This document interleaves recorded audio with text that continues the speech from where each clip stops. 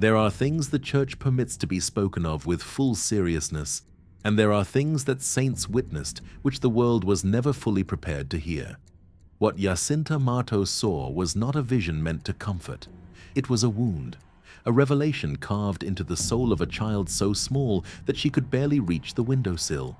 And yet, what God allowed her to understand about the eternal fate of human souls surpassed the theological intuition of many learned men of her century. She did not theorize. She did not preach from a pulpit. She wept. She prayed. She fasted until her body gave out. And before she died alone in a Lisbon hospital at the age of 9, she left behind words that the Church has never dismissed and that the modern world has never truly confronted. Fatima is often reduced in the popular imagination to the miracle of the sun, to the three secrets, to political prophecies about Russia and wars and consecrations.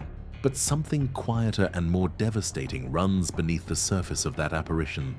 Something that did not come through the majestic figure of Our Lady herself, but through the inner life of the youngest seer, the one who could not yet read, the one who had to be carried when she was too weak to walk. Jacinta Marto absorbed the vision of hell in July of 1917 with a completeness that transformed her entirely. From that moment, she was no longer a child playing in the fields of Aljustrel. She was a soul on fire with the knowledge of what awaits those who die in certain sins. And one category of sin marked her more than any other. This is not speculation. The words attributed to Jacinta have been preserved through the testimony of her cousin Lucia, collected and examined by church authorities over decades. Sister Lucia dos Santos, the only seer to survive into old age, dedicated years of her life to documenting what Jacinta said, what Jacinta suffered, and what Jacinta understood. The postulation for Jacinta's canonization scrutinized these accounts with the rigor that the Church demands. And what emerged from those pages is a portrait of a 9-year-old girl who grasped something about the moral collapse of the modern world that most adults in her time, and most adults in ours, have chosen not to examine. She said that more souls go to hell because of sins of the flesh than for any other reason. Not murder, not apostasy, not hatred of God, not crimes of violence or public corruption or the betrayal of the innocent. The sin she identified, the one that she associated most directly with the multitudes she understood to be falling into eternal fire, was the sin of impurity, sins of the flesh, the category of transgression that her century was beginning to normalize and that the following century would celebrate, legalize, monetize, and distribute to every corner of the earth through technologies that Jacinta could not have imagined. She was born in 1910. She died in 1920. In those 10 years, she saw enough. The world into which Jacinta was born was already shifting. The old moral architecture of Catholic Europe was cracking under the weight of industrialization, secularism, and the slow erosion of shame that functions, in healthy cultures, as a moral immune system. The years after the First World War would see an explosion of social permissiveness that shocked even secular observers. But the apparitions of Fatima occurred in 1917, before the Roaring Twenties, before the sexual revolution, before the internet. Our Lady came to 3 shepherd children in a field in Portugal at the precise historical moment when the Western world stood at a threshold. And what the children were shown, what Jacinta in particular seemed to carry with her body and soul until the day she died, was what lay on the other side of that threshold if humanity chose wrongly.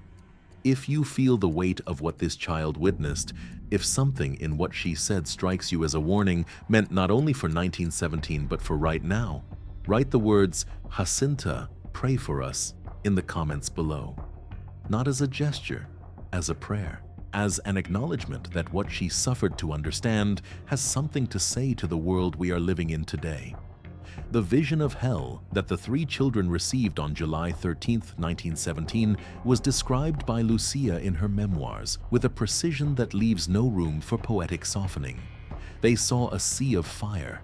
They saw souls in human form, burning, transparent, blackened, howling, rising and falling in the flames, thrown about by the demons that surrounded them.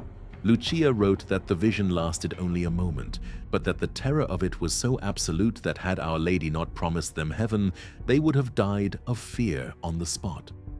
Francisco, Jacinta's brother, said afterward that he could not stop thinking about the souls in hell, the souls in the fire.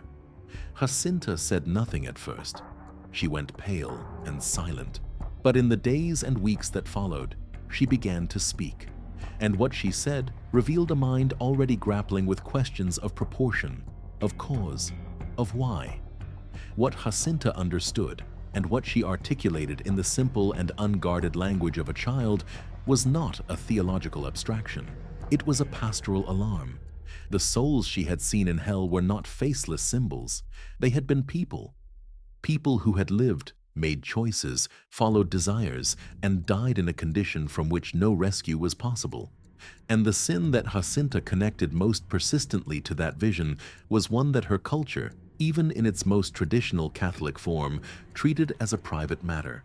A domestic sin, a sin of weakness rather than of malice, something confessed quietly and then resumed. What she seemed to grasp, with the clarity that only direct supernatural encounter can produce, was that the privateness of the sin had nothing to do with its weight before God. Sister Lucia recorded Jacinta's words with care.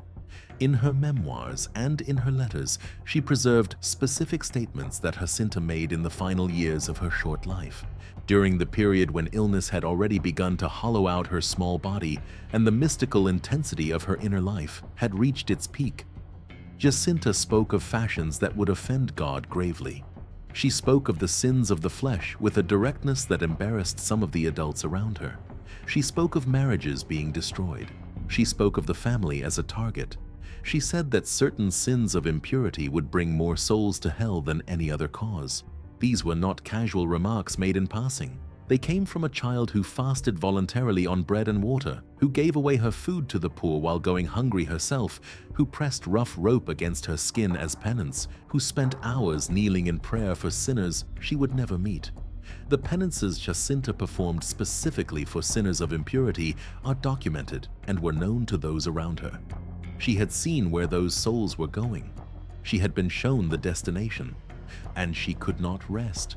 She could not eat normally, could not sleep without interruption, could not hear the word sinner without dropping to her knees.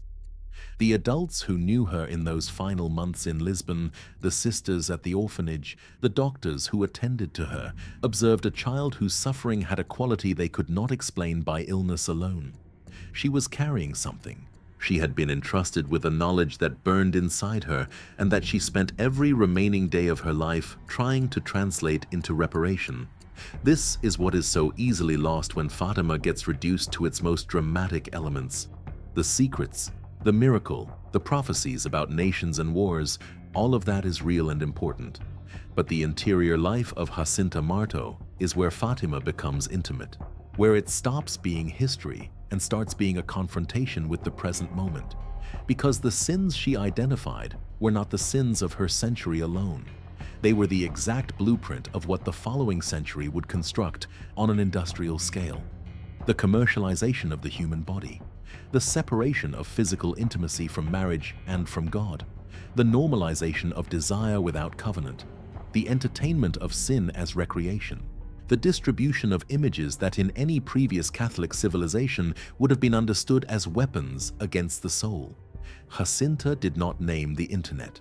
She did not name the streaming platform or the smartphone or the billion-dollar industry that now operates openly in every country in the world, accessible to children, targeting teenagers, shaping the interior lives of entire generations.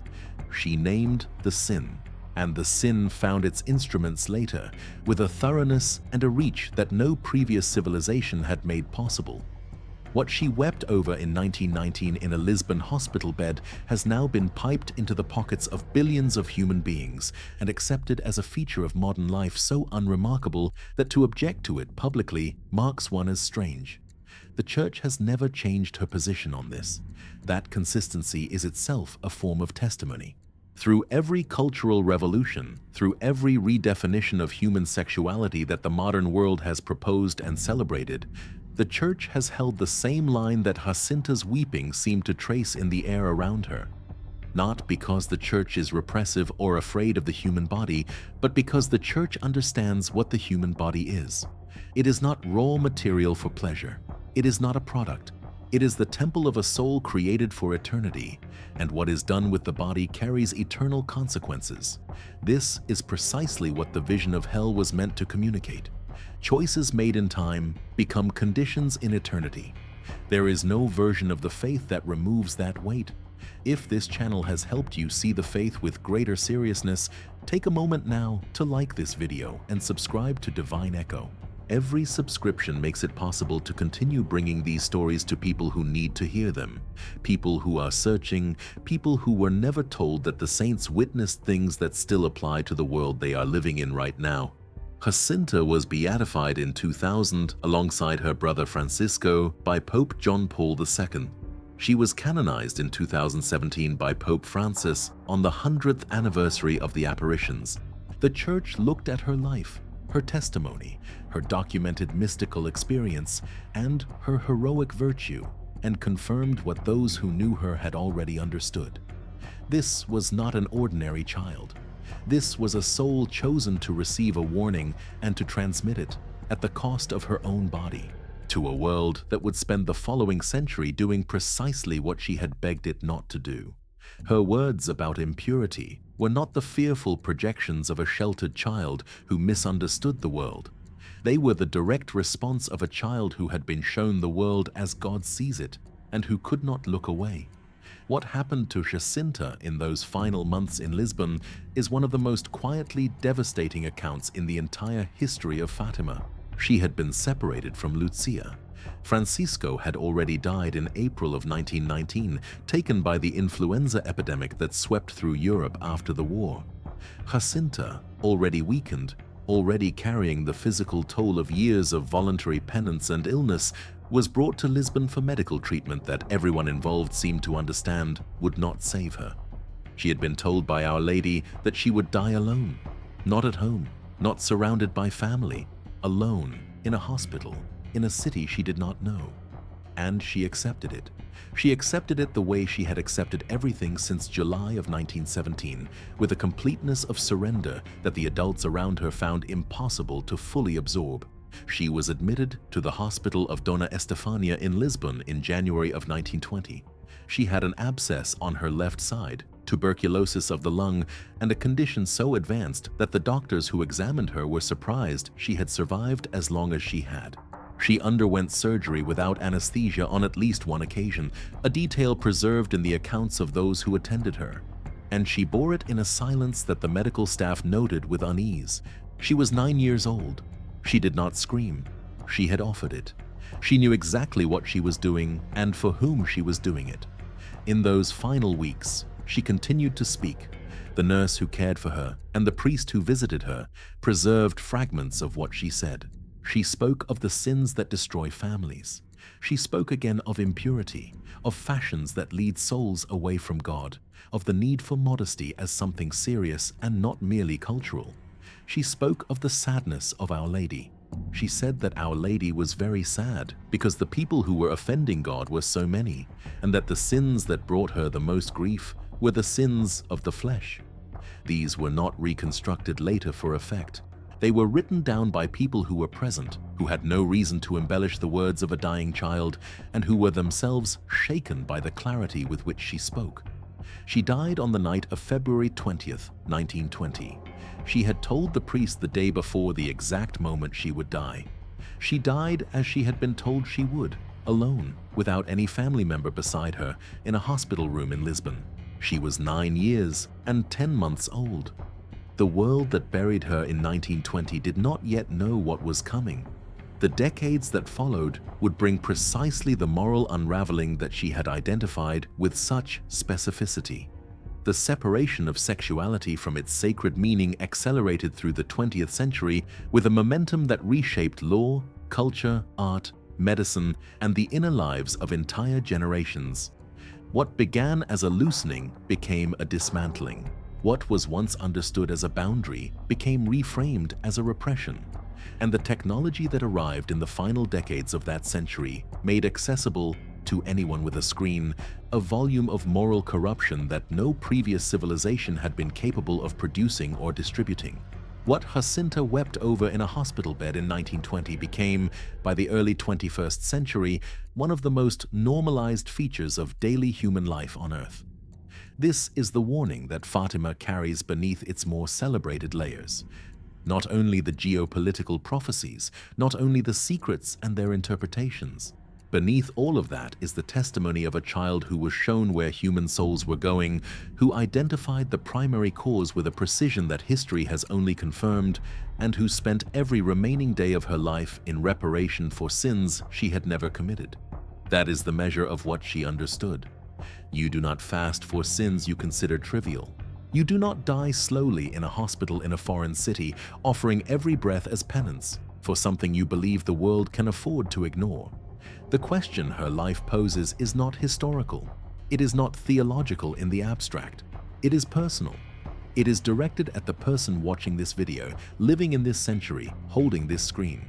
The sins Jacinta identified did not disappear with her century. They multiplied. They became cheaper, faster, more available, more anonymous, and more addictive. And the souls she saw falling in that vision of July 1917 were not souls from a distant past. They were souls from a future that has now become the present. The Church has given us in Jacinta Marto a saint for exactly this moment. Not a saint of another era whose relevance must be carefully explained. A saint whose specific witness speaks with absolute directness to the exact crisis of this generation. She saw it. She named it. She gave her life trying to repair it, and she is still interceding because the saints do not stop when they die. They continue their mission from the other side of the veil with a freedom and a power that no illness, no loneliness, and no premature death could ever take from them. If this channel has brought you closer to the faith, closer to the seriousness of eternity, closer to the witness of the saints who suffered to transmit these truths, consider becoming a member of Divine Echo for only $2 a month. Members receive access to exclusive videos that go deeper into the mystical, historical, and spiritual dimensions of the Catholic faith, content that is not available anywhere else on this channel. Your support makes it possible to continue this work with the gravity and the faithfulness it requires. Jacinta Marto, canonized saint, child of Fatima, witness to hell and to heaven, spent her last breath on earth in an act of love for sinners. The least the world can do is listen to what she said.